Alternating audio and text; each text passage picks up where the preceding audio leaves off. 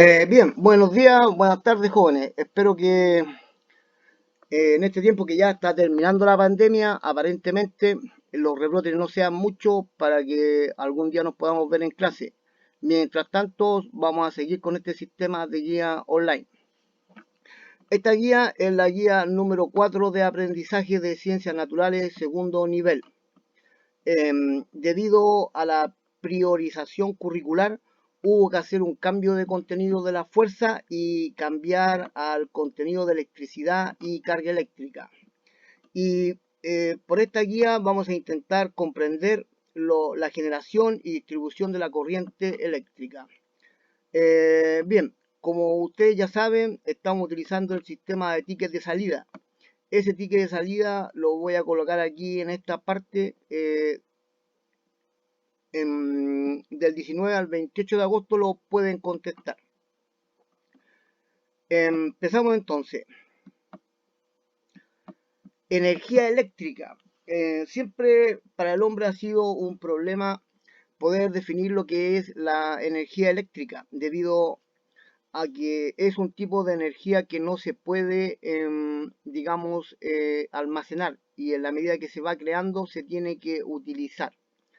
La energía eléctrica es una forma que resulta de la existencia de potenciales diferentes entre dos puntos que al juntarse hacen que se produzca una pequeña luz o un rayo. Se habla de diferencia de potencial.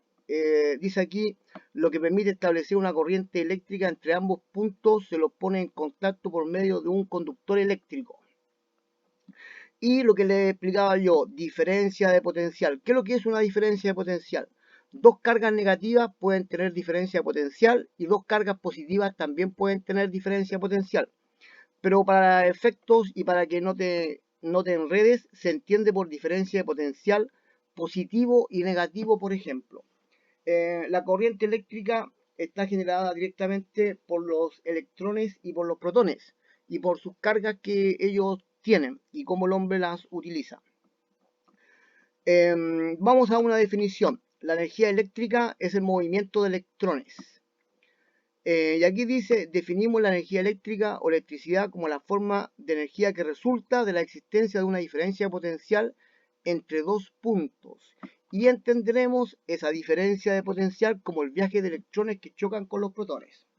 Ya, a ver, el protón es una partícula muy grande, por lo tanto no se puede mover a través del cable.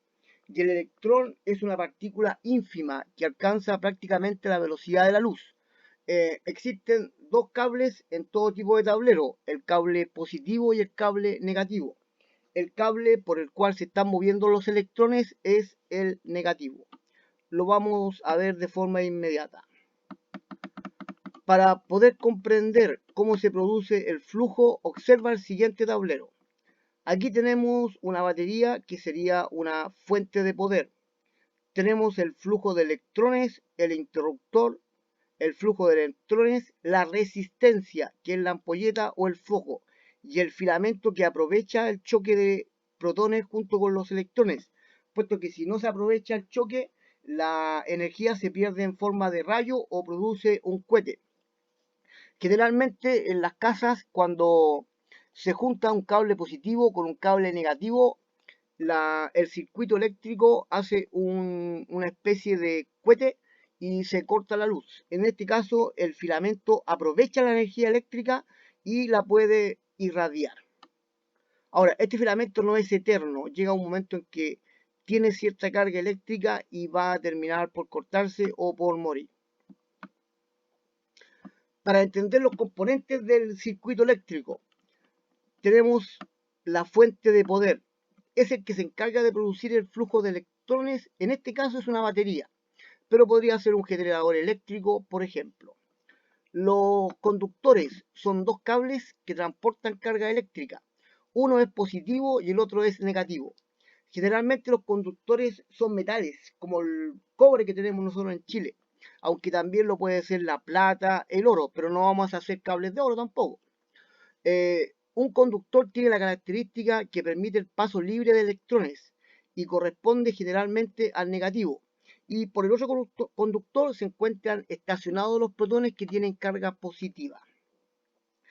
El tercer componente es la resistencia, o la ampolleta, o un televisor, o un aparato eléctrico, o una centrífuga que está ocupando la corriente. Es decir, permite que el choque de electrones no se convierta en un cohete y sea transformada en corriente utilizable por el ser humano o por los artefactos eléctricos y tecnológicos. La resistencia, específicamente en este caso, es el filamento incandescente que aprovecha el choque de protones con electrones y que no se pierda como un rayo. Bien, el cuarto punto es el interruptor. Aquí tenemos el interruptor que ustedes lo ven. Si yo abro el interruptor, pasan los electrones, y si yo cierro el interruptor, los electrones se detienen, por lo tanto no se produce corriente eléctrica. También se pueden juntar los cables de forma simple, pero hoy día, como hemos inventado tanto artefacto tecnológico, el interruptor es prácticamente una pieza necesaria del circuito, aunque los cables podrían estar simplemente separados. Los aislantes. Los aislantes son cables generalmente de diferente color, generalmente negro para el negativo y rojo para el positivo, que cubren los conductores para aislar la corriente eléctrica. Estos cables generalmente son de plástico o un material derivado del polietileno, que sería el poliuretano, una especie de plástico que aísla el metal y así impide que se pierdan electrones de la corriente eléctrica. Bien, tipos de cargas. Las cargas eléctricas que se encuentran en los átomos se deben a los protones y a los electrones. Ellas poseen las siguientes características que se muestran en el siguiente cuadro. Si tenemos dos cargas positivas, se van a repeler. Si tenemos dos cargas negativas, se van a repeler también. Y cuando tenemos positivo con negativo, ambas cargas se atraen. Es decir, cargas con el mismo signo se repelen y no nos sirven para la corriente eléctrica, y cargas de signo diferente se atraen y se utilizan en la corriente eléctrica. Ahora, tal vez el único problema que tiene este diagrama que yo encontré para que te grafique a ti cómo funcionan las cargas, me gusta bastante el círculo positivo con el signo más, que equivale al protón, porque el protón es una partícula grande que posee masa. Sin embargo, no me gusta esta carga negativa del electrón, porque el electrón es una partícula muy ínfima, que se mueve prácticamente a la velocidad de la luz, y para eso no necesita masa, o no requiere masa. Pero bueno, como la representabilidad de las cargas está dada de acuerdo al tamaño más que a la masa, es correcto decir que el electrón es negativo y el protón es positivo. Y aquí está la regla general. Como regla general, cargas iguales se repelen y cargas diferentes se atraen, chocan y producen luz y electricidad.